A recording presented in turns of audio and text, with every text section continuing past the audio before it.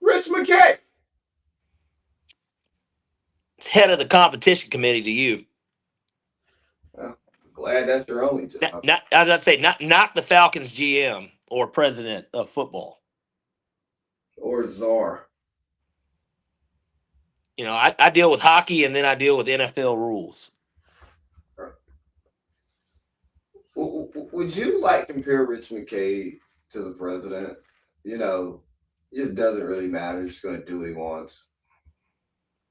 Well, I compare Rich McKay to a guy that brings nothing but destruction to anything that stands in his path. Which some people would say that that's the president, Yeah, but or you know what? Honestly, Arthur Blank might be the president, and Rich McKay could be like the foreign leader of another nation. you don't think he's Cash Patel? No, I think he's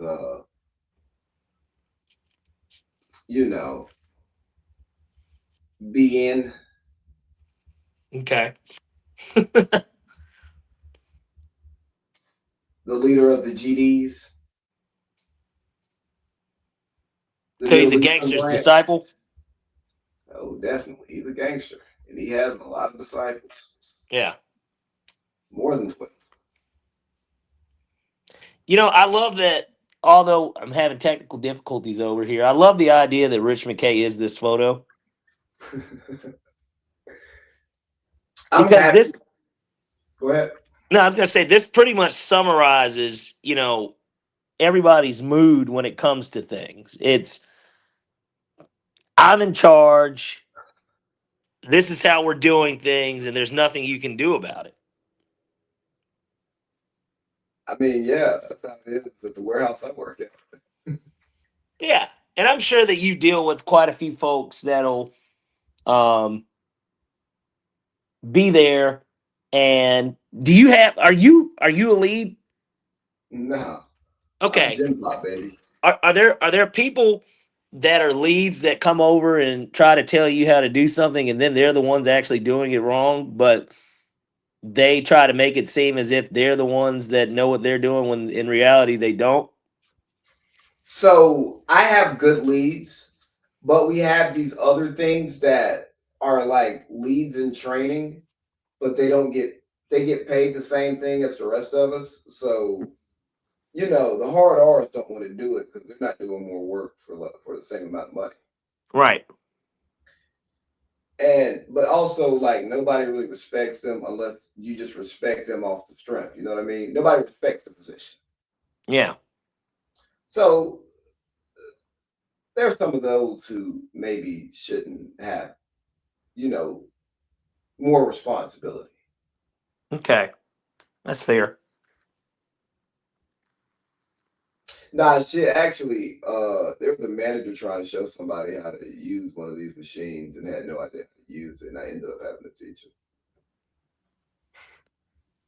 Teaching the manager or teaching the people that the manager was trying to show how to use? Teaching Or the person the everybody, for manager, that matter. teaching the person that the manager was trying to choose, was Yeah. trying to show it to. Yeah, because like I went in there, we were going in the truck, and it was just a machine, and she was trying to show him how to use it, and then she couldn't. She was like, "All right, Adam, you got it." I'm like, "Ah, man, I thought you was gonna go in there and throw the boxes for me." You got to get your little flirt off with the with the people at work. Not the Yeah. creepy flirt, like the flirting that they receive as flirting. Not the sexual harassment. There's a difference, Yeah. and it's up to her to set that difference. Read the room, Bucko. Hey, you know what? Speaking of which, I was having a conversation with some broads at the old warehouse today. We were down there working together. It was me and three broads. Actually, at this point, it was just me and two broads. Okay. Is it sexist to call women broads? I think that many people would look at that as derogatory, yes. I Are don't you know if sure it's sexist, but it it's certainly is derogatory? derogatory, yeah. Like, I being serious right Yeah, now. It's really derogatory. yeah. Okay, so like me and you talking to each other, is it derogatory or is it liberal derogatory? It's liberal derogatory. For us, it's just slang. Okay. So I was talking to these two broads at work, and they started talking about like when guys, uh, when they reject guys or like they'll give out their number or their Instagram just because they're concerned about how the guy will act when rejected. And Hmm. I was like, wow, I've heard these stories, but that's real. Like I've seen it when I was younger, but there aren't many places where I see guys curse girls out or go crazy when they're rejected or Right. oblivious because I'm on my business. Yeah. It was just an interesting thing because it's not anything that we think about because we're men. Yeah. We have something that dangles between our legs. Well, that's not what makes you a man. It's in your head. Sure. Whatever you believe in your head and your heart, that's what you are. That's what makes me a man, huh? Absolutely, it's what you identify as. I think I've told you the story. I'm sure you've probably seen it, but somebody driving like an F-150, F-250, something like that. Maybe a Chevy Silver. I don't even remember the car, but or truck rather. But their bumper sticker basically said, "I identify as a Prius," and you know, it's obviously meant to just be a joke and kind of show that, like, well, this is how people sound when they say these things. Well, I think that's kind of cruel and disregarding what these people are experiencing and going through. Hmm. And why do you feel that way, Lee? Because taking someone's lifestyle, especially a lifestyle that's not widely accepted, and turning that into a joke, that's just mean. So it's dickhead type energy. Is that what we're getting That's at here? Yeah. I mean, it's somebody trying to push their politics everywhere that they go. Hey, look at me. I'm gonna make fun of an already downtrodden community. I probably am a Dave Chappelle fan.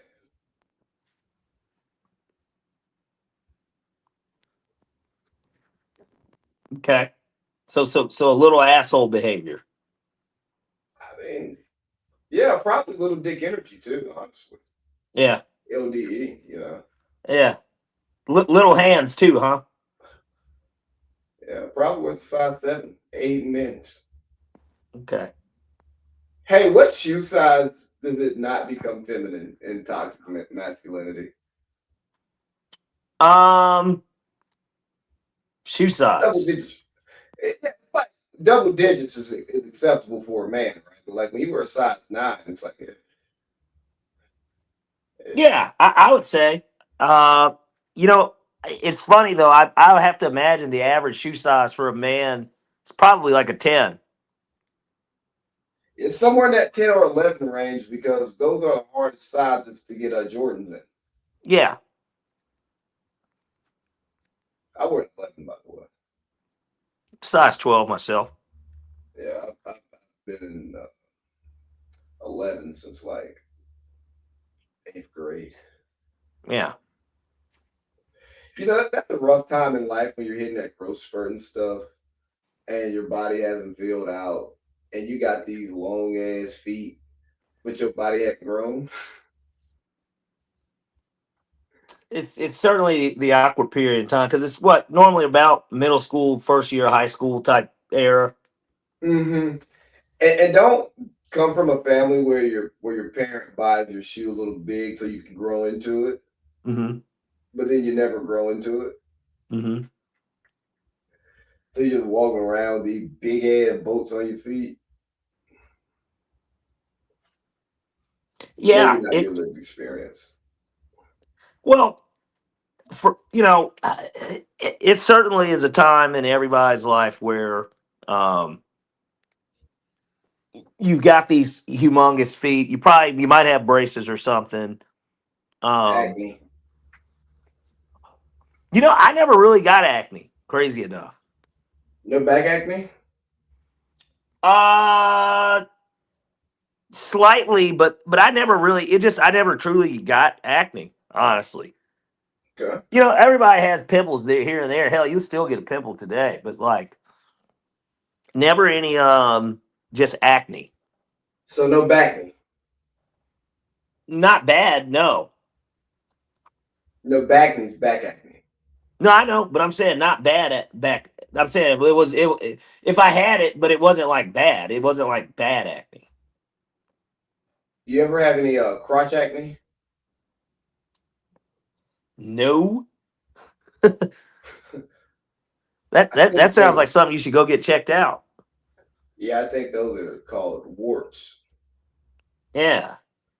Hey, thank God I don't work in medicine, and thank God I don't dumpster dive. I treat my body like the temple that it is. Hmm. But imagine like waking up in the morning after a nice little night with the genital warts, like the ones they show you in sex ed, like not like Yeah. probably the real ones that it's like one or two little lumps down there. I'm talking about the sex ed ones. Yeah. The nasty shit. Yeah, where your shit just looks like pizza face over here, but you're fucking pizza cock. Yeah. That's definitely not how you get the pussy. I mean, there's no doubt about that. Insert ad right here. Yeah. Yo, man. Hey, Polly Pete, man, how you doing? We are rolling. Um, Keep rolling, rolling, rolling, we rolling. got this stuff getting started in Savannah. I'm really, really excited about it. Um, Obviously, as you know, as we spoke about, I've been going to one of the warehouses that we've, crazy enough, I guess we've been staffing for them since 2017, but this was my first go round of actually going in there and working. And it has been I an finally get the experience. job at 33, 32. Thank God. Well, so I've worked in the warehouse before. Like, I was a lot Walking younger. around, passing out paychecks. Yeah, that's work. No, I'm talking about real men work, um, Men tires cut for that checks. matter. These are Men just cut boxes. This checks. is this is this is easy ass work. Fucking slinging boxes, that shit's easy. You know, Honestly, and the first thing I said was, I don't understand how anyone could get fired from this job. Outside of the obvious, oh, he's late every day, or this guy was smoking weed during break and he comes in smelling like a pound. Those are going to be the obvious reason to get fired. But in terms of like performance, it's hard. I mean, you got to just not be paying attention. I mean, you got to not give a fuck. Let me tell you what. The two things you just said happened in my warehouse. People showing up late and people smelling like a pound, Yeah. and nobody says anything. People show up late every day and people smell like pounds every day. They might have trouble keeping people though, because you They, start to get more lenient when you're allowing that type of behavior, especially if it's which I know that Jeff, he follows all rules and regulations. That should be a drug free workplace. it is. Yeah. But they're a marijuana friendly organization. Okay. But you can get fired or written up for coming in smelling like a pound. As you should. Well, then you don't have a warehouse, buddy. I No, mean, I mean that's we're that's the we're way it should we're, be. we're talking bottom up. You're cleaning that bad boy out if they ever made guys line up and put piss in a bottle. Yeah. That place, you know. Anyways, yeah, I'm doing well too. Since you asked, Well, I I didn't get a chance to. We were speaking about it. How the hell are you, Lee? Man, I'm great, great. Was able to get outside this weekend, touch Earth. We had a Black History Parade and a Business Expo downtown Cartersville. It's a great time. Threw a party Saturday night after. I had a good crowd out there. Looking forward to see what we can do in the future. Uh, Definitely got a lot of interest from the locals. We heard about it. It was like, dang, if I would have known, y'all was partying with the old folks. Yeah, I would have showed up. So you know, So it was a classy event. Is that what we're getting at here? yeah, oh yeah, absolutely, yes, absolutely. Is it something that Rich McKay would have shown up to? No, no, no. Maybe Coach Rod, but I don't know about Yeah. Rich. Would Rich would have Rod showed been out of showing place. his ankles, or would he have had on something a little bit better than that? Rod showed his ankles on game day, so I would expect nothing less from him party. Right, because that's him in a professional setting. No, he is right. Just kick the man while he's down. Why don't you? No, no. I mean, I'm not. I wouldn't say I'm kicking him. Nudging him Rod is kicks something. himself every day. Whether that be not knowing how to manage a clock or looking up at the jumbotron. That's him. That's him kicking himself. I can't kick him while he's down. He put himself down there. And he's not tying his shoes either. He's just down there. Well, hopefully he's not doing something else. Rod should get in on TV. A guy like Rod, if they added Rod to the nightcap, not as a consistent, but just as a contributor, right? During Like football Shannon season, and he could Ocho. be like Gruden to Barstool or something, You mean like with or Ocho how and, Bruce Arians is and to Shannon? McAfee, like some that type of role. I think Tony Dungy would be better for nightcap, honestly. Well, he's certainly going to be looking for work because I'm sure that you saw that he got fired, right? I didn't see that, but I'm happy he did because not happy that he did, but as far as somebody who watches that network, I think that they could go in a better direction. Well, I think that some believe that this has to do with Belichick. I'm sure that powerful people make phone calls. After they found out which way he voted, right? I look here. I'm not accusing anybody of anything. Okay. But I mean, Tony Dungy was bad on TV. They should get Jason Garrett out of there next. Um. Jason Garrett might be one of the worst people on TV. Like he has a good job.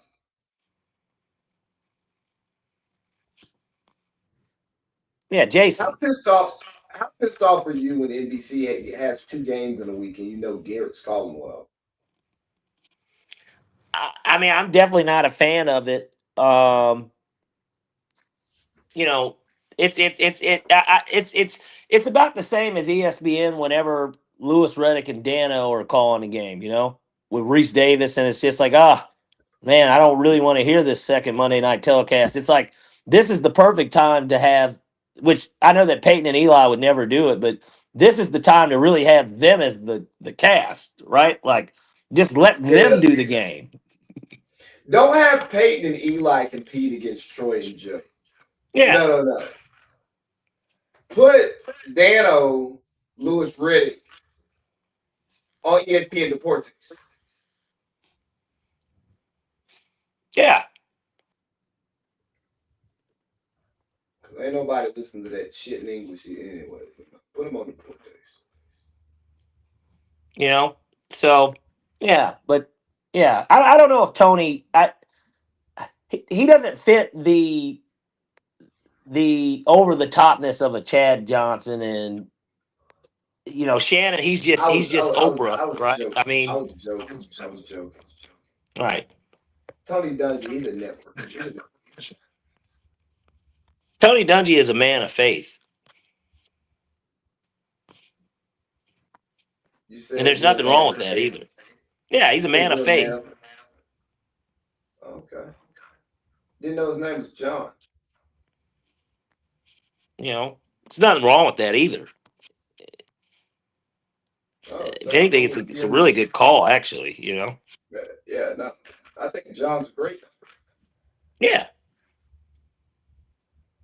You know, I really hate you today because you don't have video. Say you hate me because of it. Yeah, because I can't see your face. But I have an idea of the facial expressions you're making. They're very much on par with what they normally are. I think that's the best way to put it. All right, man. You want to just go ahead and get in the Falcons first, since we should probably do a topic at some point.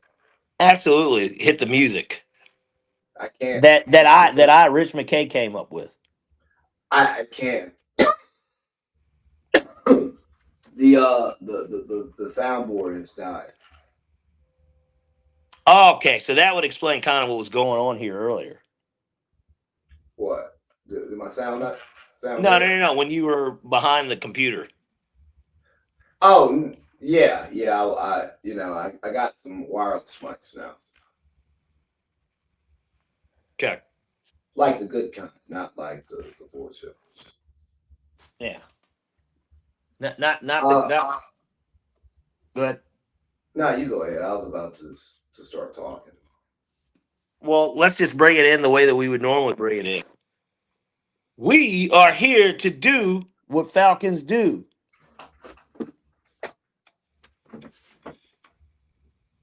Rise up. Yeah, there we go. You know what would be funny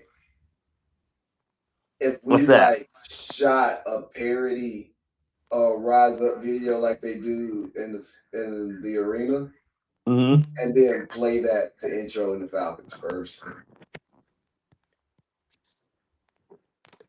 I mean, you definitely got the noodle thinking. Well, well, yeah, I think that'd be dope, man. But yeah, Falcons first. Where do you want to start? You want to talk about the grade that Kevin Stefanski received in that whole poll that wasn't supposed to be public, but you know, we got the information. You want to talk about possibly having Tua or Flacco on the roster? Us being opening the trade and Kyle Pitts trying to get a first round pick. Where does Kirk Cousins contract stand in the history of shit contracts? Well, I tell you what, we could start there, but I know we're going to hit everything that you just kind of brought up.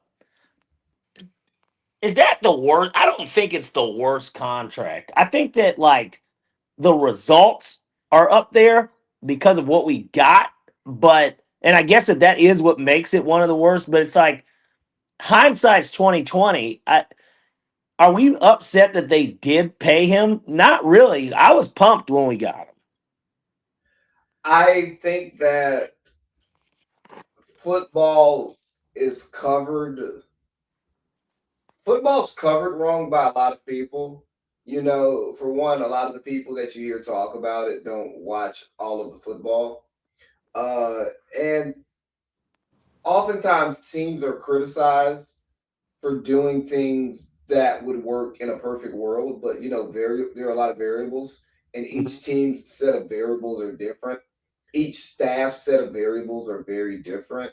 So yeah, it was bad because it didn't work, and because you ended up uh, procuring two quarterbacks in one offseason, and you may walk away 3 seasons later with zero. You know, Yeah. but but when you're Terry Fontenot and you know your job is on the line, and you're Raheem Morris and you know your head coaching career is tied to you having a quarterback, Yeah.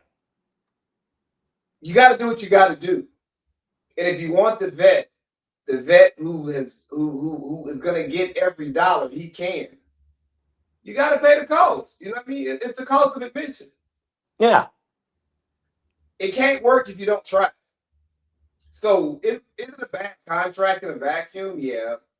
But if you understand the situation fully, and this is not me being a Falcons fan taking up for it, because while I understand it because it didn't work, you know, the building changed, and I'm happy Yeah. that the building changed. But No, man. Bad contract, but hey, at least we took a chance. We tried. You know, I, we get so caught up on winning, and it's very important. But we see it in the NBA where teams are just actively tanking and not trying to win. At that summer, I knew the Falcons were trying to win. Yeah. Now, last season, I didn't think that. But going in, Coach Ross' first year, go get Kirk Cousins and Michael Penix. You know, the year after guaranteeing the job to Desmond Ritter. Yeah. Hey, thanks, Rich. Thanks for trying. It's a bad idea. Well, that's why Arthur Smith is. Didn't he get fired from Pittsburgh too? Yeah, you're right. Uh, yeah, Yeah, you're yeah. right. Well, I'm guessing that maybe because it's a new staff, he really get fired, or was it just kind of like, well, the whole staff kind of just dissolved? I don't know. Like, Do I'm you sure think he was under Arthur? contract for more than a year, but Do you think he was coming back? no. Okay, thank you.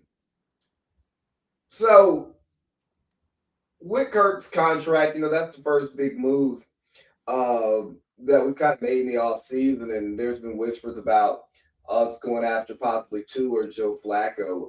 Where do you stand with that? So I'm not. I'm cool with Flacco.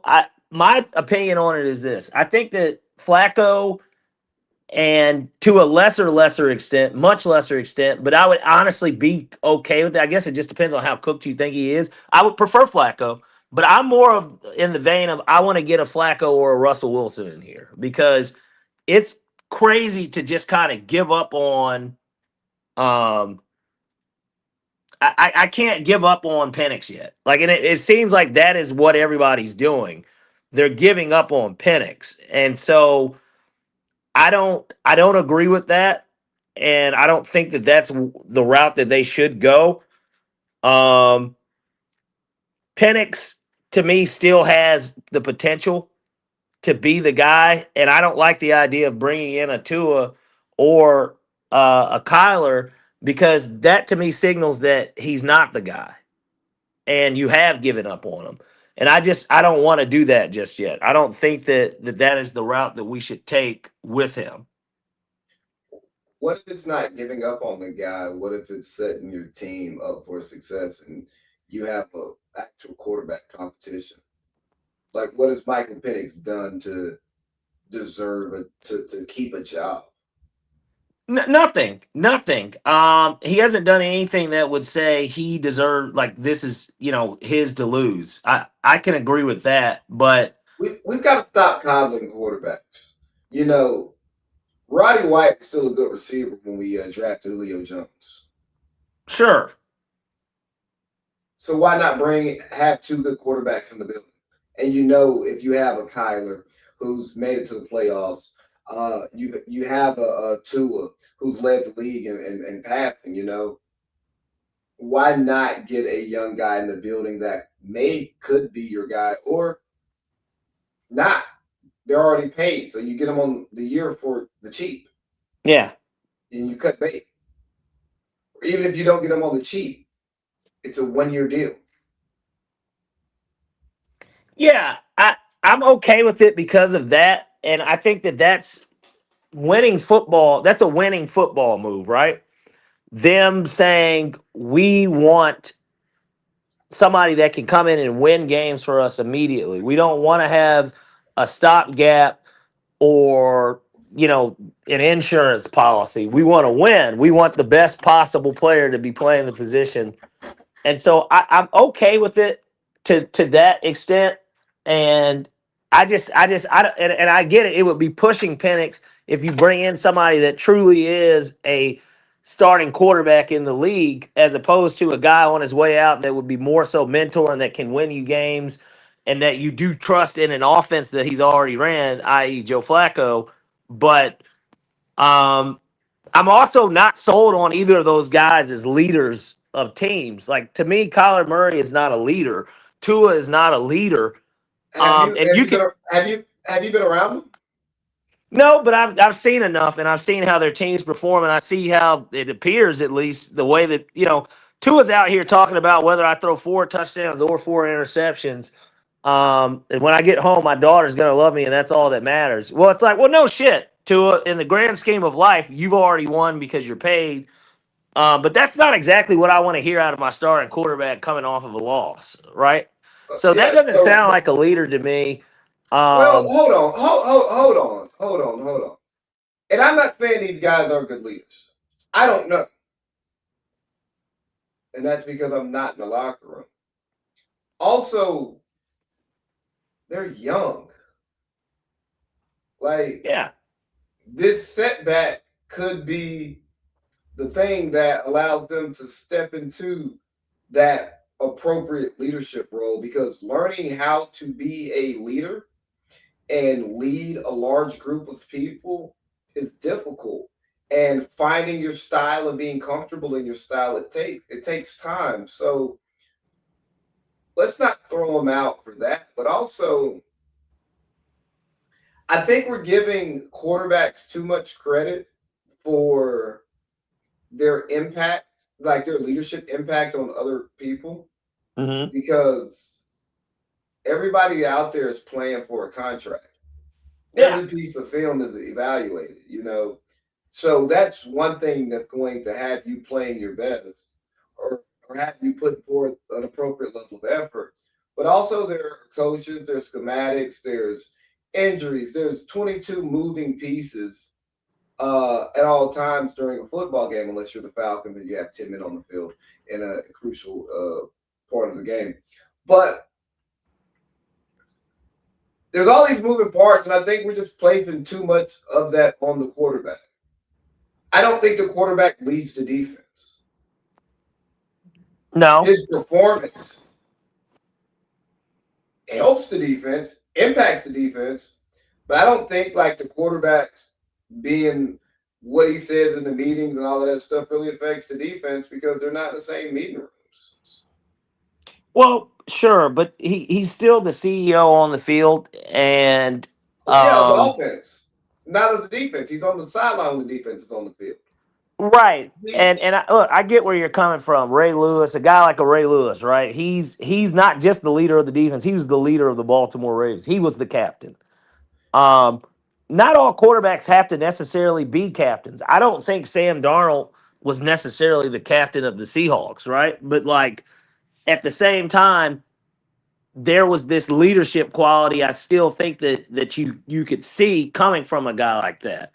These other two guys, they don't really appear to have that. Like, and I'm not saying that that's the end all be all. I want my quarterback to throw for a ton of yards, hit guys open, make throws when he needs to make them, and win football games. I mean, that's what I want. But at the same time, you've got this new leadership that is coming in, from the executives down to coaching, and now you're going to have a new quarterback potentially. You got new uniform. You got all this. There's no more me, no more Rich McKay. It's like you kind of hit somewhat of a hard reset, but not hard enough, of course, because we still got Bijan. You still got all these guys from last year, but and these key positions, you're kind of hitting a reset, and so it's like I would just like to have somebody that I know is going to not only hold the guys accountable, but that's going to hold himself accountable. And I just don't get that from those two because of what's happened in their prior stints in Miami and Arizona. And again, somebody like Kyler, you can look at his 2021 season and say that's what we want, right? A dynamic runner that can not only just move around the pocket, but can make the throws. You want that. You want the 2022 Tua when he led the NFL in passing yards. You want that. But, you know, that's 2000, that's 2021, and then that's 2022. I mean, we're talking well, 4 years, 4 and 5 years ago. Penix has never done it. He hasn't really had a chance to. Yeah, because he was on the shelf. He Yeah. wasn't And playing so, great before he went on the shelf. well, I like the idea of what potentially what this quarterback class that's coming up next after this class looks like. And I just think that you bring in Flacco and we see what Well, we hold have on. in Penix. Why do you like that quarterback class? Because you liked this quarterback class before last football season. Well, I don't know if I liked it per se. I didn't think Fernando Mendoza would be the projected best quarterback coming out. I was a big guy. I was big on Garrett Nussmeier for sure. He was somebody I did think that could sling it. Um, but no, there's just a lot more guys I think in this upcoming class that it seems like have a little bit more pop, and it's not just the whole Arch Manning thing. It's just more of like I'm a huge fan of Mensa, the kid out of Duke. I think that he can play his ass off. That is the type of nigga that I would like here in Atlanta. I Somebody like him. so to put a bow on this one, here's what I think. Here's what I challenge you to do. Don't let media narratives around positions drive your analysis of them. Like the whole quarterback, CEO, all of this stuff. Yes, he is sometimes. But like, do you think Jalen Hurts' first year starting was running that franchise? No, Jason Kelsey ran that offense. Like positions and captains aren't always reflective of true leadership. Yes, some players may be vocal leaders, but they're not actually doing the work and they don't have the buy-in of the players, you know. Or some guys may be great leaders, but they're leading players in the wrong direction. And also, these are grown ass men who have jobs. And like Belichick says, do your job, execute, do what you're supposed to do, follow your assignments. I'm willing to bet it's a lot more of that than the quarterback doing whatever it is. Yeah, Tom Brady was a great leader, but he was also a great player. He was really good. So, yes, Tom's going to inspire you because he's out there slinging the pill. Yeah, and I'll quote Julius from Remember the Titans. Attitude reflects leadership, Captain. I again, But you and don't know these guys. You don't know these guys' attitudes because you don't I know don't, them. but I don't have to. You can see it. You can see it when you watch these teams. I bet on these guys enough, and there's a lot of not give a fuck I've seen personally. Well, the teams aren't good. The Cardinals work good with Uh, Jonathan Gannon. Well, look, yeah, with You know, Jonathan here's the Gannon, thing. maybe they weren't good, but like, look, Kyler Murray is somebody that, again, he's 5 fucking 9. I don't want that shit in here. I don't You should have fucking, led with that. You led with leadership.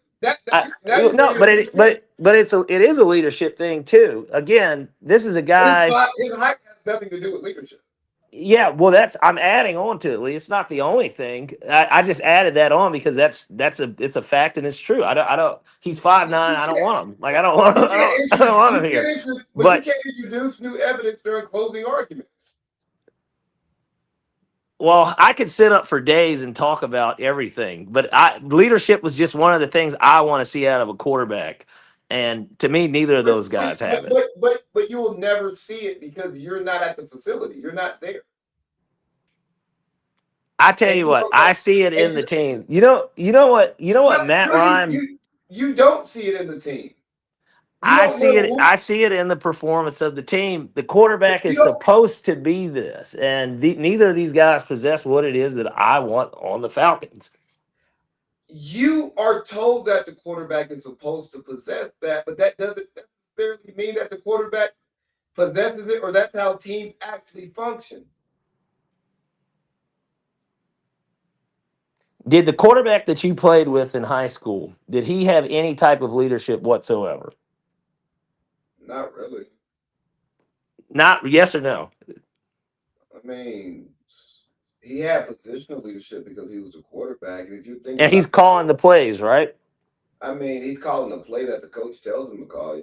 Yeah, but he's calling out the plays, right? Hey, but like if he ever tried to do like a pep talk or like rally the troops, we're gonna tell him to shut the fuck up because he Yeah, wasn't and doing not that. everybody has to be Drew Brees in the Yeah, huddle, win, or but Jameis Winston eating W's. Like you don't have. That's not leadership to but me necessarily.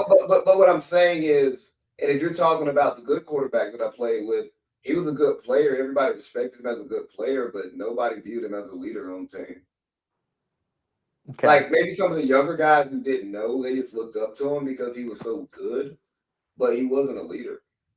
And granted, It, he left. He left before he was an upperclassman, but even like in middle school, he wasn't a leader. He was a captain because he was the best player on the team, and the coach were like, yeah, but he wasn't like just because you're in a position, even if the coaches say you're a leader, or if you're a captain, that doesn't mean you're a leader of the team. And these leadership, this leadership stuff that you're asking for, you can't actually evaluate because you're not close enough. And when you start thinking about the way teams play and the way the team, like the stuff that you see on the field, well, it starts with ownership.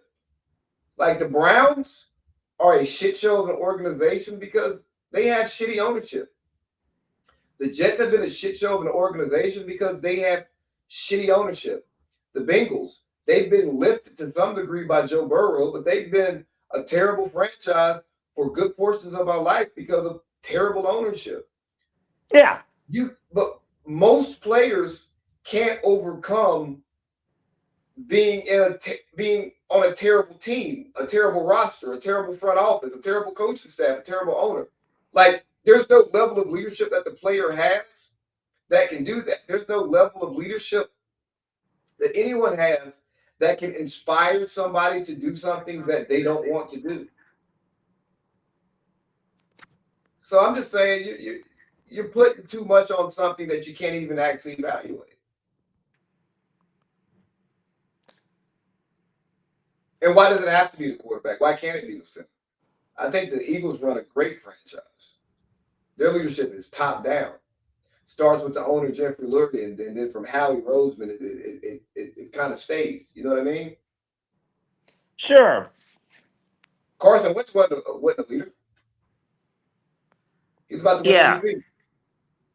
Yeah. Again, and just because I have to Google it. I mean, it's not. Again, yes, I am not there, so of course I do not know. And you can take things that are said with a grain of salt. But for instance, I'll just bring up the Kyler Murray aspect of it.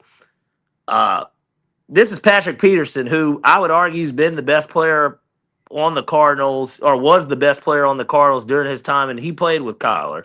And he pointed out himself that he's got negative body language and a lack of on-field encouragement is detrimental to team morale. And so this is why it's important because he's the quarterback. So that's all I'm saying. Like, and he's But it 5'9" to doesn't. go with it. And it's just But it these doesn't. are But it doesn't. It doesn't have to be the quarterback who boosts morale. Yes, you'd like for your quarterback to have better body language. But if you're running an organization and you see you have a talented person and they're lacking something, then you should support your entire organization with what that one person is lacking. I It's tell a you what, Lee, team. here, hold on.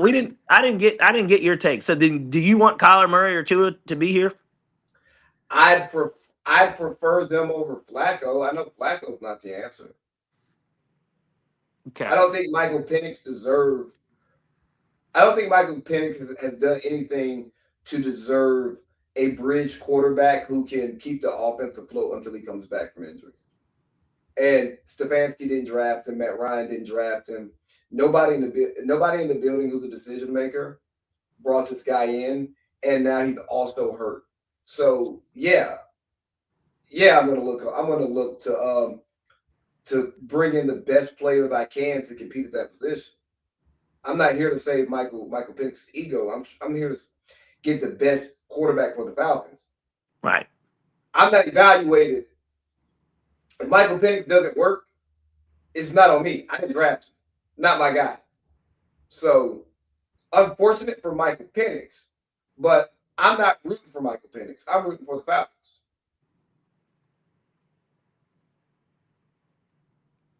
That's fair. And if and we've seen when Kevin Stefanski doesn't like a quarterback, it gets weird. Well, he probably, yeah, certainly for the guys that he wanted to draft, right? If And it's a guy that he didn't want to draft and it was an owner pick, you know, Stefanski is the guy. He has more he has more sway in the building than Michael Penix. So even if Penix is a better option and Stefanski doesn't want him, I don't. I want what my coach wants, even if I don't agree with it. Okay. Until my coach is on the hot seat, then I don't care. But he hadn't coached a game for the Falcons. This guy might be still renting right now, you know? Yeah. Well, and speaking of that could be Ren, we had a coach that's already been fired, right? So um, nobody's safe, especially in Ann Uh, Arbor. that's a smear campaign. It could be, but then again, if these are also real text messages and Snapchat messages, it's pretty fucking degrade. I mean, it's low. Did you notice that It's a there bad were? look.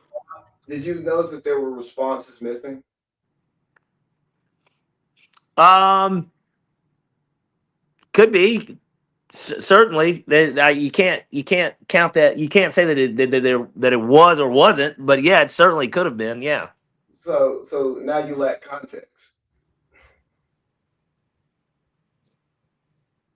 yeah, and maybe in his case there were dirty responses from her as well, and certainly he'll have his day in court and he'll be able to prove that. But What if your dirty talk got leaked and certain parts were redacted? Could you be could you be made to look out like a creep? well, but if it's redacted, we're gonna know that it was something there one way or another. So, but yeah, certainly from the court of public opinion, from somebody that's just viewing just that, yeah. Yeah. But So from what I read, it appeared that certain things have been redacted, and that's typically how those text leaks go in these types of cases. well, we can't say the same necessarily for the Snapchat stuff, but um, because you would see that deleted messages or screenshots or whatever, all that stuff will pop up on there. But um, It's 2026. We can clean stuff up. Let's not be naive here.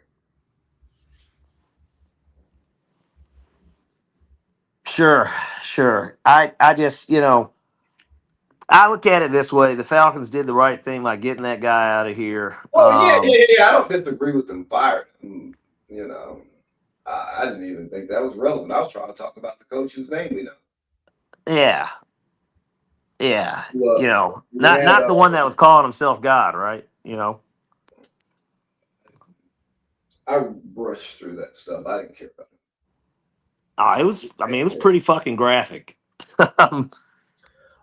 How do you feel about Kevin Stefanski receiving a low grade from Cleveland? Do you think it's a result of him, or just that entire season and what that franchise is? I put more stock into what the franchise is because it's just always been that way. Like you said earlier, they've been bad since we've been watching football, and you know, it's certainly he may be a problem as well. Like I don't take that and not say that that doesn't say something, but at the same time, it's a losing ass organization. So naturally, they're going to look at the coach that it appeared, at least from the outside looking in, has done more for that franchise than anyone since they came back to the NFL. It's hard to believe that he's the worst coach from a player standpoint because that just doesn't seem true. But then again, are players supposed to like their coach, or are they just supposed to win games? You would like for players to like their coach because the assumption is that things are flowing well. Because DQ. I mean, I love DQ. I think that kind of like Ra, he was a guy that everybody could get behind, that the players loved, but then they seemed to just not play for him when it mattered the most. And so, um, Well, but they didn't play for him, or they weren't prepared to play. yeah, You know, maybe the coaches just aren't doing a good enough job, and that's why they get fired. Not, Yeah, that's typically, how that works. It's, it's I don't think players quit on coaches as much as we say they do. It's a nice cop out. yeah, everybody still has a job um that they've got to do, and certainly you can't just take plays off because that's going to show up on film and that affects your paycheck, right? Like, um, Exactly. it affects your paycheck. And so, and one thing that we do know is that everybody needs, and for the most part, likes money. Yeah. Um, but I would say though, my only concern is creating the new culture. Like that's the only thing about the grading thing that bothered me because players can be bitter. Sometimes you don't like what you need. This guy got the Browns to the playoffs twice. We know he can coach football, Absolutely. and maybe it's a wake up call for him to adjust his approach going into this job. That, and I think that the telltale sign will be once free agency opens, how many Browns players end up coming here, right? Because that will, I mean, it's not the end all be all, and it doesn't necessarily just answer every question. But at the same time, if guys come here, he couldn't have been that fucking bad if you want to play for him again. Well, they And I weren't know that good, there are other factors like money and just position fit and stuff like that that can, and they weren't good. yeah, they weren't good, and but why weren't they good? Was it because of him? No, I don't think so. No, it's because of the players. So I don't want the players that they don't want to keep. Or well, that or they can't afford them, or maybe they just want out. There's a lot of different factors. It's hard to trust NFL free agency. It's not the NBA. Thank God it isn't either. Speaking of, let's talk some NBA. I'm not gonna lie to you, brother. It's getting late. Yeah, yeah. Here, I mean, look, I get it. Hey, we're both working men, right? Yeah, where do you want to go with the NBA? Because I'm finally starting to lock in when I can find the channels when the games are on. Um. Well, we can start with the home team, Jonathan Kaminga, and how we gave them a bag of barbecue Fritos, and yeah, this guy can fucking play, right? Like, Uh, there's a lot about Steve Kerr. say, do you think it says more about Kerr than it does him? Because Yes. I mean, granted, it's a hot start, right? Like, I mean, that's the way we can truly look at this. It was a hot start. It's been a hot start for him. I don't expect him to keep this up like for the remainder of the season. I don't think that he's going to be averaging, 22, 8 and 4. I don't foresee that happening, but certainly he looks like he's a good fit. And again, we gave them pennies on the dollar to get him. And he's still locked in for team control for another year because he signed a 2-year deal in Golden State. I don't believe it was a player option. I think it was a team. I don't remember, but it was like a 2-year, like 24 million or something. He didn't really get paid, and so um, In his third year, he averaged 16. In his fourth year, he averaged 15, and he played with Steph Curry. He's a 20 point per game guy. yeah, put him in there with No, Jalen Johnson because Jalen Johnson, they really technically only played one game together out of the three that he's played. But um, I was just kind of getting back to my point of blaming it like this is not on Steve Kerr because like this guy was averaging teams and points with a Steph. You know what I'm saying? And other players, he wasn't a primary option. They weren't calling plays for him, and he was in the doghouse. He's that good. I think as a coach, you need to figure out how to utilize that talent, and not bury him on the bench and playing people like pods. well, You know, Pods is their guy. and they're not a good team. Yeah, Pods is the man. It's time for Steve Kerr to pack it up. You think it's run its course? Yeah, he's just going through the motions. Well, he knows You it's don't all let, over. well, you don't let somebody as good as Jonathan Kaminga just walk out the door. The You bucket, don't yeah, you don't nickel and dime Clay for pods. big fan of the bucket. Hey man, uh, he's a hawk, so you should be. Yeah, he's um he is a good addition though. Seriously, to the team, and I think that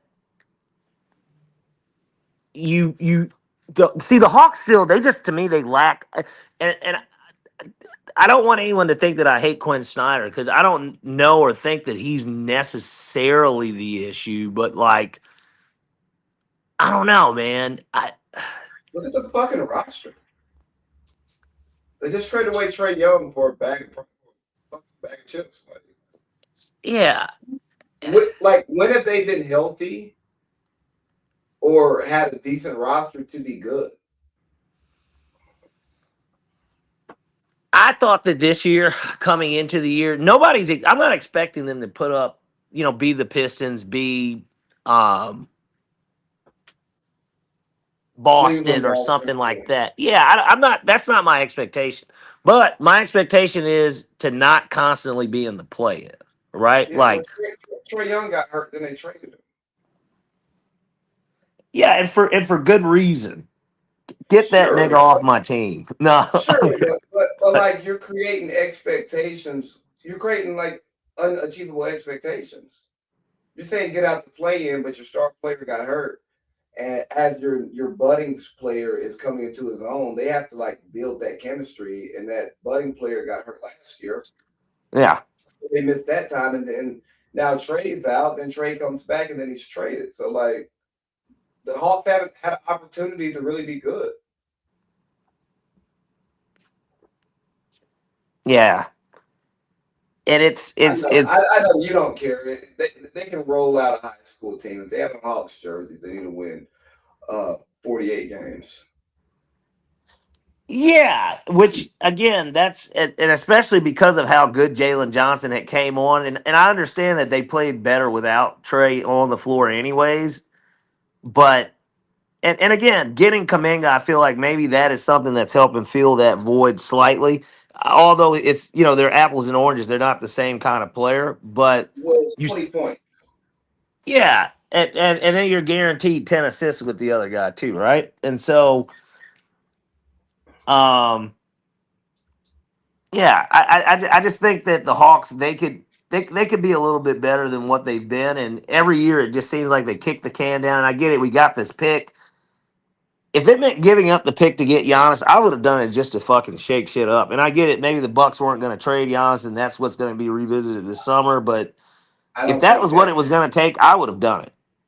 I don't think that pick and trade was enough to get Giannis. You think there were better offers out there? Yeah, and I also don't think Giannis is pressed to come to Atlanta, nor is the NBA incentivized to have him in Atlanta. Yeah, that's I'll fair. just be honest. No, that's What fair. else?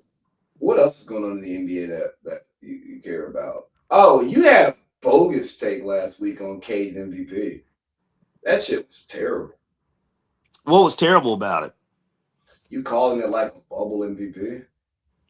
Yeah. If all these guys are disqualified for injury because they don't meet the threshold of games played, yeah, I do. That's exactly what I meant. Well, I, what makes those guys MVP above him besides the betting odds? Well, it's not just the betting odds. It's the idea that Jokic, for instance, who I was specifically talking about, he's having another historic season, and although Cade is playing well, Cade's actually statistically they've won more, but he's regressed himself statistically. His field goal percentage is down. He is averaging like one less point. And look, this is I'm kind of bullshitting with it, but in reality, his numbers are actually down even from last year. Um, I don't think that Cade. Since when did that matter? LeBron's numbers were down. uh, in its Miami MVPs versus Cleveland MVPs. Sure, and like I said, I think that because now we're lacking context here. I, like I said with Jokic, right? I compared it to LeBron. It's one of those things where it's voter fatigue when it comes to a guy like Jokic now. But it's not voter fatigue that doesn't make him the MVP. The what makes him the MVP is value. We're not talking about the best player in the league. We're not talking about the best stats in the league. We're talking about what player provides the most value. And if you take Cade off of his team, they're not good. We've seen the Nuggets play without Jokic over an extended stretch. They were able to bail water. They were fine. They're still in contention for a top seed in the West. Cade's got the second best record in the league, and he's the only dynamic scorer that they have on their roster. He is the lifeblood of that team, and he plays defense, real defense. But Yeah. I get it. I get it. Simmons and Steve tell you it's supposed to be Jokic because he's having this historical stat season. Even though they all regret voting for Russell Westbrook when he had his historical stat season, I, the media narrative. I get it. Yeah, I don't think Russell Westbrook's ever been the best player in the NBA. I think But you thought Jokic he is the deserves best MVP. player in the NBA, so there's that too. But um, he That's one to leads do. the NBA in rebounds and assists and is top three in scoring. I don't Yeah, think we it's have. comparable to Russell Westbrook's MVP. They gave it to Yeah, Russell Westbrook because he was averaging a triple double. But yeah. You're only citing stats. You're not even tying the stats to winning or how the team plays. You're only talking about the well, stats. Jokic missed 4 weeks, and his team is still in the top three in the West. So I don't. So Is that's it is that's it the best record? No, because the team that's got the best record in the West was a team that started like 27-2. And so I but don't. with him missing 4 weeks and then still having a such a great record, that should tell you that he's less valuable to his team. Well, we won't know how many games the Pistons would win without K. We can project and we can say that we know, but we don't know. Yeah, we know how And well I'm they play. We know how poorly they play when he doesn't play well. I think that's a great indicator. yeah. Um, I'm looking at this. Yeah, I know they you're looking, went. but it's all stats. You're just doing stat shit. We give out stat awards. Yeah, again, and that's why I'm not comparing. I don't think it's just a stat thing. I think Jokic is the best player in the NBA. Um, But you're not ag- addressing value. You've done nothing to you're talk about yeah, value. you're saying it because they won some basketball games this year without him being on the floor. Well, yeah, if But you're it's valuable, your team shouldn't be as good or shouldn't be really good when you're on the floor, when you're not on the floor. so that's the same reason that SGA he doesn't deserve it either, right? Because the Nuggets, Yeah, the Thunder continued to win games without him, so he's not yes, even yes. though nobody would pick them to win a title without him. But because they can win some meaningless regular season basketball games where teams are already tanking prior to the All Star break, and I'm sure that both of those teams played teams that were already tanking, but um, that's the reason why Cade deserves it. I, I am I am making a claim that's why it's valid. It's not bubble. Like I don't think it's Cade win. valid because, again, if these guys get disqualified for it It's the because of rules. injury, it is No, they kind didn't. of bubble. No, because they didn't qualify based on the NBA's rules. Didn't play enough games. Yeah, and Should this you is be? something they put in place, obviously because of people like Joel Embiid and Kawhi But Leonard. should you be an MVP if you're not playing the bulk of the games? Well, 60, what is it? It's 65 games, right? Yeah, I don't, if a guy plays 60 games, I don't think it makes any difference from 60 and 66, right? And that's about yeah. because Jokic can only miss one more game. Let's say that So Jokic does miss that game and then he misses like three or four more for the rest of the year. He's going to have played over 60 games. And I don't think that should dictate whether or not he gets but MVP you or not. but I you think have to voters draw a should line just be smart enough to to follow the stats. contextualize it. to follow the stats. Yeah. Contextualize that. And so, No, but no, you have to create parameters.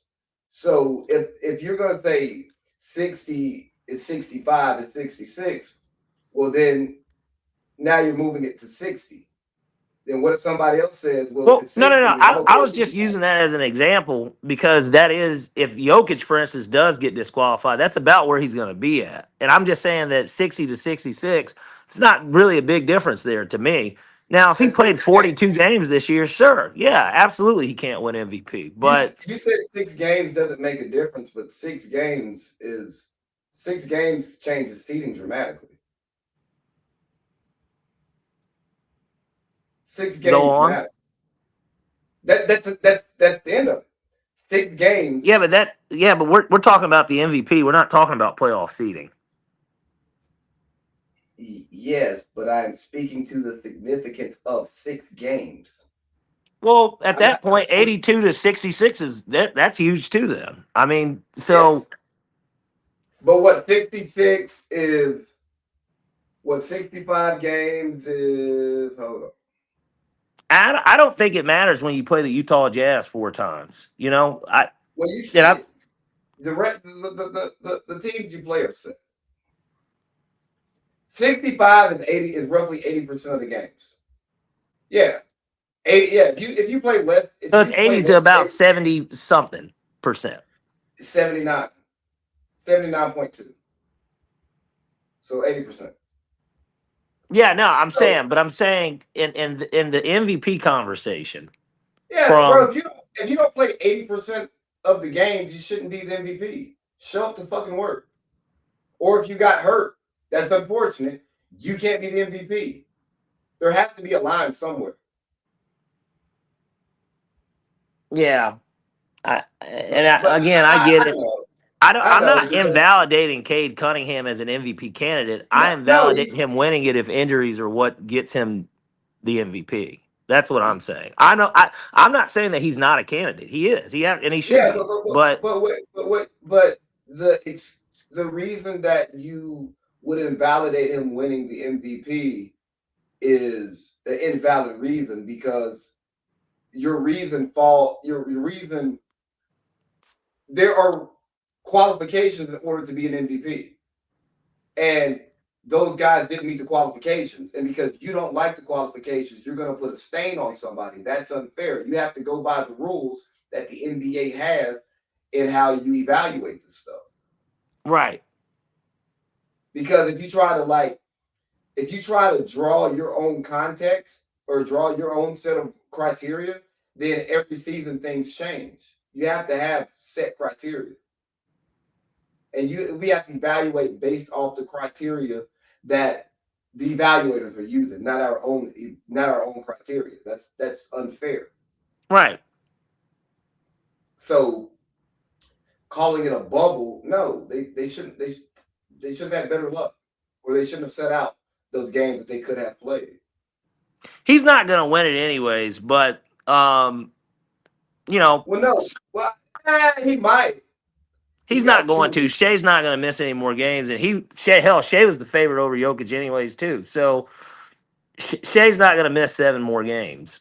Hey, do you ever think that with the gambling houses and the league all being in bed with each other and the media companies that these awards are people are pushed in a certain direction, Yeah, narrative. not just narrative, but like things are pushed. Like if we believe that there are invisible hands in almost every other walk of life, why don't we think there are invisible hands in sports, even when it comes to sports awards?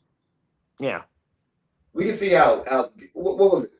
Adam Silver is clamping down on tanking because of the gambling houses, not because it's devaluing his product. Yeah, we know who runs the NBA. So I'm just saying, if we know who runs the NBA, wouldn't that lead you to believe that the awards are the same way? So the information that they are, the guys who they are pushing may not necessarily be the MVPs, and to like strip away their narratives. and then kind of build your MVP case from there using the MVP criteria. That was dense. I know. I'm just saying, somebody paid to push a narrative that sways people a certain way. Why would I use the same points that they use to drive home my point? Because you know. But again, stats. That's easy. That's the easy thing to look at a paper and see. The nerds. They love their stats. Well, stats, and again, I think certainly we've had MVPs that didn't have home court in the first round of the playoffs. That's happened before, but that's not going to be the case with a team like the Nuggets or the Thunder, which the two leading to me, without injury, those are still the two best players in the league. The best player in the league is an MVP. Yeah, he's already won. But see, that's the thing. Like you haven't used valuable in any of your argument. You just keep saying best and stats. You don't say value. Yeah, Luka Doncic is first in the NBA in turnovers, and Cade Cunningham is second. And who knows? Maybe that's a usage rate thing. But then we'd be getting into stats. I mean, I think stats help support an argument, but I don't think stats should drive it. I'm not going to use stats in my thesis statement. I'm going to use the stats to support my thesis statement. But Sure. that's what happens when you put nerds like the computer punching nerds that never write anything in charge of stuff. They have no substance, numbers. But Yeah, they just. you brought up Luka Doncic, and I think Luka Doncic is some of the best PR in NBA history. Yeah, I think that he certainly he's got an animal, uh, this beast behind him. There's no doubt about that. Yes, he made it to the finals. James Harden didn't leave Houston to the finals, but Luka doesn't catch near as much flack as James Harden. But Luka's hard to watch. He's great, but he dribbles the fuck out of the ball. He cries. He doesn't try on defense. And that thing with JJ Redick, I understand the frustration and walking off and not want to talk to your coach and all. But dog, you have too many glaring deficiencies, and that just feeds more into it. You know what I'm saying? Like, Yeah, and I just, hey, Luka, you act how you act on the court, but it's more so about the media and how y'all cover this stuff. Because imagine James Harden having a shitty attitude on the court. yeah, In back, like James Harden rarely had a shitty attitude in basketball situations, yeah. except when he put his fat suit on. Well, and But man, that fat suit's gotten him places. oh, man, look here, the damn left hand It's stop. gotten him a lot of places actually. That left hand, the left hand gets the check signed. Hey, so which is more ridiculous? Him putting on a fat suit to force his way out, or him going to China to tell people that Daryl Morey is a liar and that he'll never play for him? Which one was more ridiculous to you? I think the fat suit was more ridiculous because I think what he did in China that was that was to go viral, and it went viral, and it got him what he wanted. Yeah, So this nigga looked into a camera in China after a GM made comments about Hong Kong and China and told these kids that don't even understand what the fuck he's saying that Daryl Morey is a liar and I will never play for him again. you And said then, he talking. and then he repeated himself. You said he talking to the camera, right? Yeah. I mean, yeah, well, Oh, yeah, right. Well, yeah. okay. There you Well, go. at first he was the angle that they caught him, he's looking at the crowd, but then he turns and he looks at, he said, let me say this again. Yeah, that was a message to Daryl Morey, and he just used it as the opportunity to get the message, to Yeah. deliver the message. That's all. I mean, the fat suit's ridiculous, though. Yeah. Like, come on, man. You're now on the court. And he's put it on a few times too. It wasn't just one time. He did it in Houston and he did it in Brooklyn. Well, I don't blame him either time. Honestly, James Harden's a winner, and he's not going to be in situations where people aren't trying to win. Yeah. Houston went to a hard reset. Get me out of here. Uh, Brooklyn, hey, Kyrie, take the vaccine, bro. I'm trying to hoop. Nah, I can't do this. Get me out of here. So James Harden moves both. He moved every time because of basketball reasons. But he's seen as the bad guy, whereas Luka's just not playing defense. Which, I Uh, guess we've kind of been off in a weird way since then. Do you like that fit in Cleveland? yeah, I love it because now Donovan Mitchell doesn't have to score 35 every night, but he still can. James Harden does not have to be a closer, but if he's feeling it, he still can. And Jared Allen's playing a lot better basketball because he now has Absolutely. a guy. He has a guy who can give him the ball exactly where he wants Yeah, get him another one of those $100 million contracts, right? it. Yeah, yeah. No, he scored a 40 ball this year. Did he? Yeah, Yeah, he did. It was like against Portland randomly one of the nights. Yeah. yeah. Like fuck, scored 30. Is there anything else in the NBA that you care about? Nothing just off the top of my head. I mean, we're still just waiting on playoffs. Obviously, Bill we pretty Simmons much have a said, good understanding of who's going to be in the play-in at least. Um, the West is a little bit harder to figure out. Peyton Pritchard's playing some really bad basketball. well, yeah, he's a six man, not a starter. I mean, but he had that huge game against the Lakers on I guess it was like the Sunday after All Star break. This guy, he's on my fantasy team, and so that's why I'm saying he's been playing really bad basketball. Yeah, he's a six man, not a starter. I mean, you'd think that this nigga got the yips or something. Nah, his his his rotations has changed. The guys he's playing with, what he's asked to do, and Jason Tatum's not in the rotation either. So priorities are a little bit different. Well, rumor is he's back Friday, I Yeah, believe. that's what Bill Simmons said. I hope he doesn't come back. I want the young fella to rest stuff, man. I know you love basketball, but the rest stuff, man, it's okay. He would have did it if it was situation like Dallas, right? Like how Kyrie's obviously going to be shut down or did shut himself down. I mean, I think he knew he wasn't going to play high key Well, anyways, but yeah, if they were contending, I would imagine he would have came back for Dallas. I don't know though because that's a hard ramp up, and you now have to get reintegrated into the team. I don't know.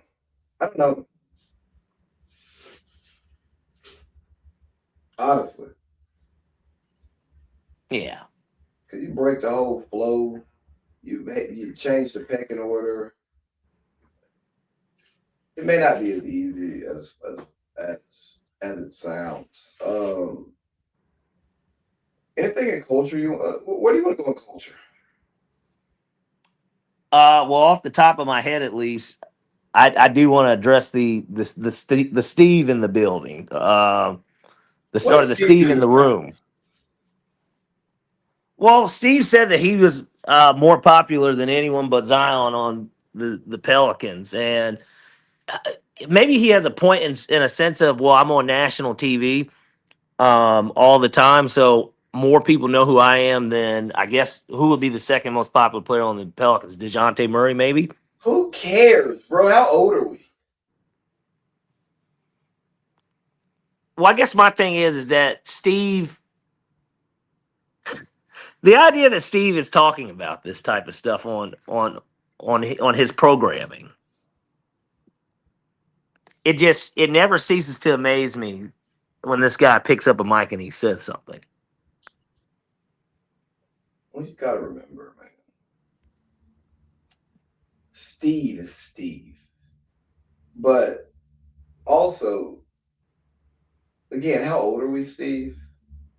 And secondly, You're supposed to be more popular. Your job is to be more popular. Their job is to play basketball and be good at basketball, and popularity accompanies that.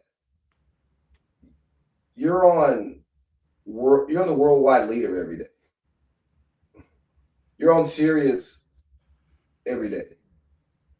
You go on national shows, The View, shows on CNN, shows on Fox News. Fox News. Yeah, like you put yourself in front of more people than these NBA players do. Yeah, So yes, Steve's a whore for some airtime. yeah, so yes, you're more popular, but who cares?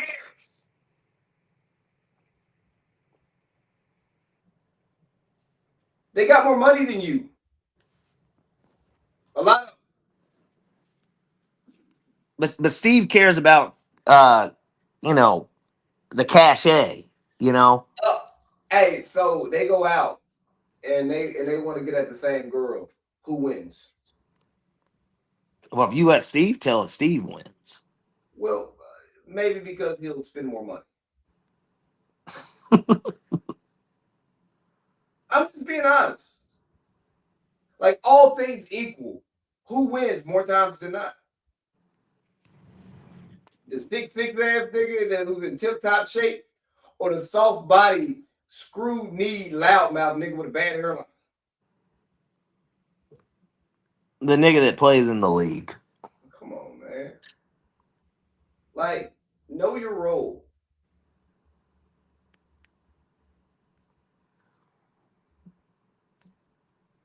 Yeah, Steve. I just think it's ridiculous that he said it, and Uh, how do you feel about his rollout for his campaign? uh, not a fan of it. I mean, but then again, Steve is somebody that I would never vote for. So it's like, to me, it's just as comical in reality as Kanye running. And obviously, I'm a huge Kanye fan, but I think it's more. I think it's a bit more comical. I think it's more comical and more alarming.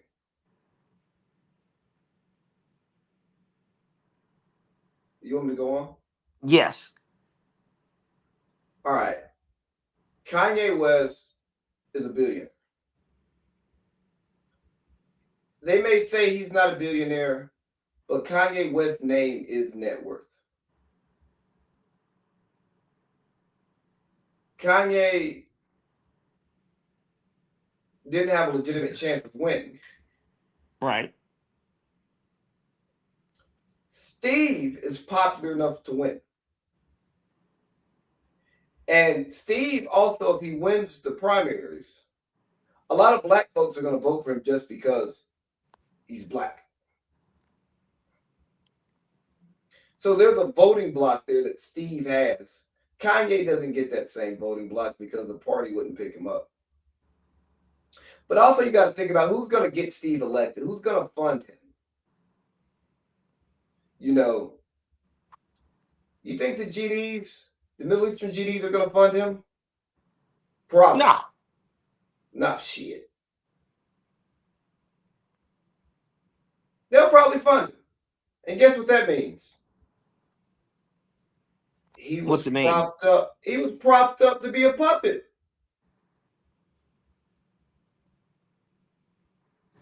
Yeah, he gets some personal benefit, a lot of personal benefit, and many more of us would do it than won't. But Right, what the hell does he know about foreign policy? What does he know about domestic policy? What does he know about just government and functions and military and healthcare and picking a staff? He doesn't even work in these fields. You know what I mean? So he's going to have handlers doing everything for him. That's my biggest issue with Stephen A. Smith running for president. Not that I don't think he's qualified, because I don't think he's qualified. Not that I don't think he's capable, because guess what? You get the right staff going, anything can get done. But he doesn't know who's good, who's bad, what's right, what's good. You know, what's right, what's wrong. Whoever, everybody in his ear is either waving a carrot in front of him or they have something to gain from giving him for giving him advice. So no, no, like everybody can't do everything. Just because you're popular, just because you're rich doesn't, just because you're good at business doesn't necessarily mean that you are good at politics. Doesn't mean you Right. should do politics. We should have people from different walks of life in politics. But just because you are good at business doesn't mean you're good at running a bureaucracy. You have different rules. It's different money. It's taxpayer money, not your money. You have to look out for the overall good, not just the best deal, the Right. best financial deal. You know, it's different. So I hate it. Or I think he'll be propped up to be a pawn to get beat by whoever the other side wants to win because they know he's not actually electable. You know. I think he has absolutely no chance, and that um, he's doing this even more so. Like, you hate to say it's a tactic to make more money, but it is. Like, I'll you would leave. think I that don't he'd have a be problem. just happy with the $100 million contract ESPN gave him, but No, no, you don't get a industry setting contract and then like be satisfied. You know, you got to want more. And Steve doesn't do anything really independently. You know, he has bosses. yeah. You know, first take of his show Well, until he bosses leaves that ESPN. apparently maybe would fund it.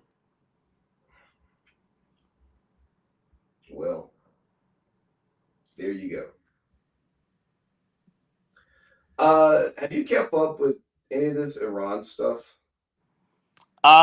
Not in totality, no. I'm very surface level with my knowledge of what is going on. I think I had sent you something because they literally had hit in Bahrain, and I'm like, holy shit, you know? Yeah, and so that's the part I just want to talk about. Like, I don't actually care to get into it right now because I have some more research that I need to do this weekend before I'm comfortable speaking on it publicly. But it was a weird feeling, man, because they hit the base in Bahrain, and I knew exactly where they hit. You know, and I used to walk over there all the time, and you're like, shit. And then the other side of your brain, you're like, oh, I totally understand why they did that. Then I was talking to one of my friends who I was stationed over there with, and he told me they hit the Crown Plaza too. And we used to go to brunch at the Crown Plaza. And when my parents came to my promotion out there, I took them to brunch at the Crown Plaza. Wow. And then they hit a high rise. And I don't know which high rise they hit, but I lived in one of those high rises, you know?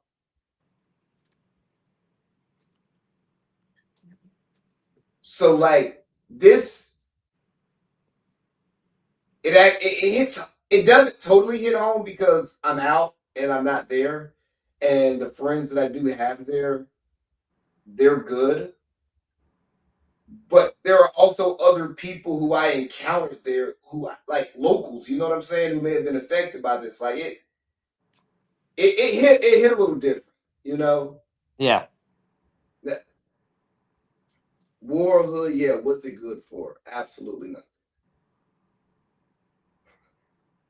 I like how you plug that in there. Um, and you said it before I could say it, but I was just gonna say, did it hit close to home? But you obviously already answered that, and then I was gonna say no pun intended. But you know, And shit, man. Like, dog, I got married. I wanted to go back to Bar. really. Yeah, I was gonna try to get me a nice cushy GS job and just live over there for 5 6 years. You know, why not? Single, no kids. Liked it that I much, get huh? it. Yeah, loved it.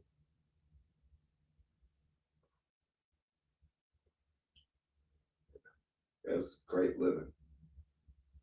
I mean, if I lived over there, bro, I wouldn't buy anything off the rack anymore besides like gym clothes. Really? Yeah, I just get everything tailored. Yeah. I I mean, I've never been to the Middle East in general, but um yeah, I am glad though that everybody is okay. Certainly the people that you know that are still over there, but that was literally the first thing that stood out to me because I was like, "Holy shit!" I'm like, if this happens a few years earlier, you know, you can see how it can affect people, right? I mean, Yeah, not only just the idea of it just being terrible, like you said, for locals, but when you do potentially know people, you've got loved ones and friends and stuff that are over there, it starts to all become very real.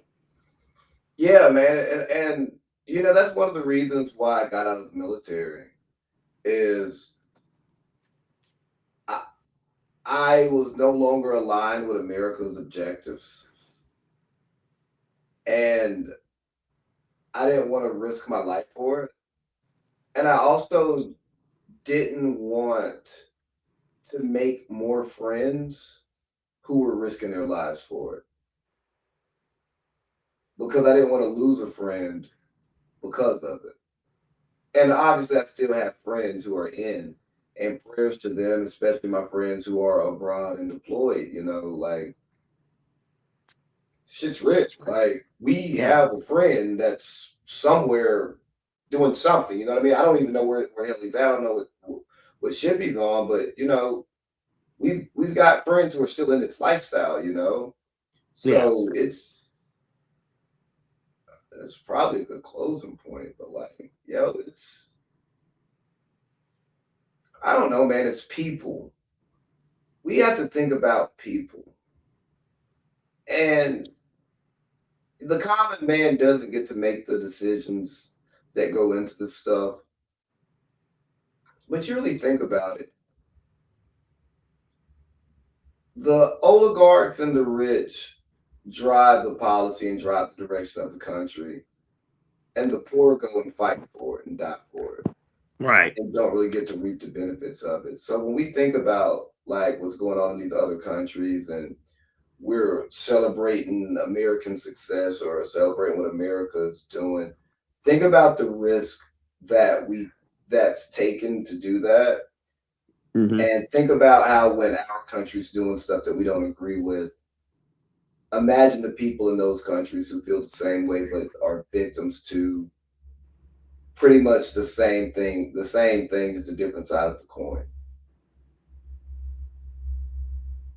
Right. And then we all share in common, obviously, feeling the same way in a sense of when those other people that are on that other side of the coin, that is. And it's really nothing you can do. And all you can do is look at it and say, damn, like, as people, it's just so fucked up. And there's nothing that we can do. But it's just like, this is just the world that we live in. Yeah, like just think about this. I'm willing to bet any American that knows 5 people in the military would say that they're all in it for different reasons, and would say that even some of those who are in it look at it as a job and don't even think about what you're actually doing, or because the benefits are so great, and if you do it right and you get 20 years, you can live a pretty good life for the rest of your life. That security. And it's like, hey, do you ever think that people from these other countries are doing the same thing? They're joining the military for the benefits to try to get a better life and hope that they don't have to take a life, or hope they don't have to support a policy objective. You know, we're so quick to call other people bad guys Yeah. and our people good guys, but some of our people doing the quote unquote work of the good guys aren't good guys. They're just doing their job. They're just doing their job and they're hoping to come home to their families just like many of us. Yeah, Yeah, and I hope that a lot of Americans who are forward, I would hope for all of them who are forward to come home, but that's obviously not the reality of this stuff. Uh, Man, no more war, man. Shit's bad. Nope, everybody's got to line their fat pockets up. Yeah, bro. I hate it. I hate it. But I can go on for days about that. I've got to call my kid. Is there anything that's smoking out that we need to parlay to? Not that I can think of, sir. I think that we can put a ribbon on this thing. All right, man. Hey, great week, and I'm not gonna lie to you. This shit kind of got me in my feelings. Like this shit really hit home. Yeah, I know. Like I said, you're the first person I thought of, literally. As soon as I saw it, that is like Saturday morning waking up to that. It's just crazy. Yeah. Iran ain't got weapons of mass destruction either, man. Don't buy that lie again. That's the one thing I will say. Come on, We man. seen We've it. seen. Hey, look. Hey, I've read this script before. You know, this is simply just a reboot. You know. Yeah, yeah. It's still Bush Cheney. Yeah. Different actors, same movie. And same leader of the Middle Eastern GDs. Well, he's gone now, but or at least Oh, that's what was reported. you are. Oh my God, you've been missing that whole joke on the Middle Eastern GDs. Send me the context. 6 point star. Oh, wow. Um,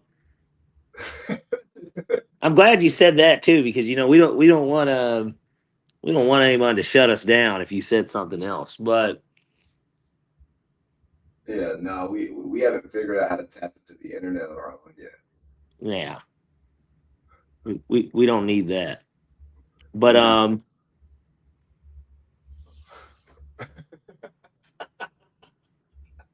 don't need that. I only want their support. You know, I'll turn into fucking Floyd Mayweather. You know that ridiculous video of him. Man, look here. I don't grab my ankles for nobody. Yeah, I'm not saying. Look, I want I know, support I from know, I everyone. know. Yeah, I know what you're saying. Yeah. You know, Floyd Mayweather, he grabs his ankles. So Well, and look, clearly, which, and I'll just really quickly before we get out of here. Um, I didn't get to watch it, and maybe I will tomorrow at some point because I'm probably just gonna go to bed. But um, Whitlock, he said Floyd's going broke, and that's everybody why says he's doing the fight, of course, with Pacquiao. Um, and I think we all know, especially on Twitter, the running joke is that that's a recession indicator. that. Hey, are you really going broke if you can go pop up out of the bed and make that much money? No, but then again, going broke or not, who turns it down? Right. So he Maybe could be Terrence going. Crawford does because he said he would, but He may be going broke, but you're not like people are trying to knock him for being financially irresponsible.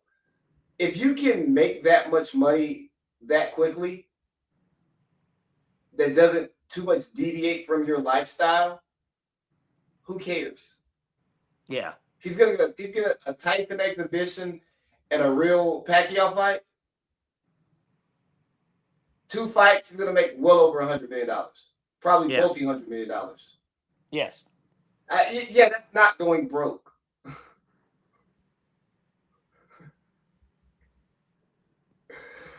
Yeah, like I wonder how much he's getting for the Tyson fight. We know that the Pacquiao one's going to pay more, but enough to get him and Mike, enough to get Mike Tyson out to bed.